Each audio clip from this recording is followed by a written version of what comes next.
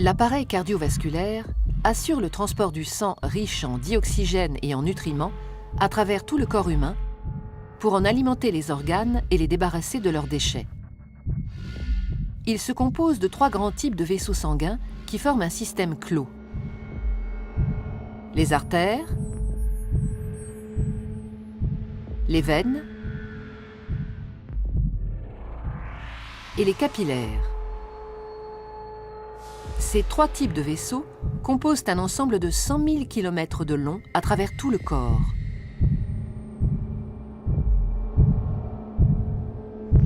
Une artère transporte le sang du cœur vers les organes. Les veines, à l'inverse, le transportent des organes vers le cœur. L'artère est donc un vaisseau partant du cœur. La veine, un vaisseau arrivant au cœur.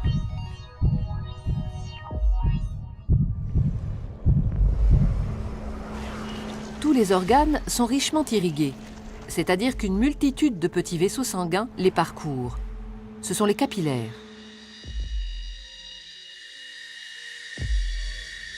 Les capillaires relient entre elles artères et veines dans les organes.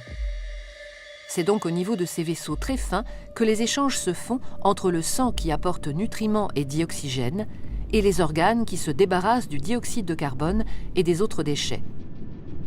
Plus un organe est actif, plus l'apport de sang et les échanges sont importants. Les échanges ne sont possibles que parce que le sang circule en permanence dans les vaisseaux en sens unique.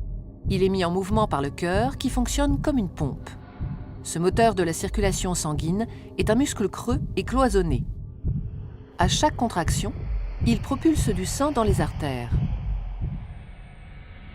Le cœur possède 4 cavités avec un côté droit et un côté gauche, composés chacun d'une oreillette et d'un ventricule. Le côté droit reçoit le sang pauvre en dioxygène. Le côté gauche, au contraire, le sang enrichi en dioxygène après son passage au niveau des poumons. Chaque contraction le propulse dans les artères. Au cours d'un battement normal du cœur, le sang pauvre en dioxygène, renvoyé par les organes, pénètre dans l'oreillette droite par la veine cave. La contraction de l'oreillette droite le fait passer dans le ventricule droit, qui, en se rétractant à son tour, l'expédie dans les poumons par l'artère pulmonaire. Après son passage dans les capillaires des alvéoles pulmonaires, le sang est enrichi en dioxygène et débarrassé de son dioxyde de carbone. Il revient alors dans l'oreillette gauche par les veines pulmonaires.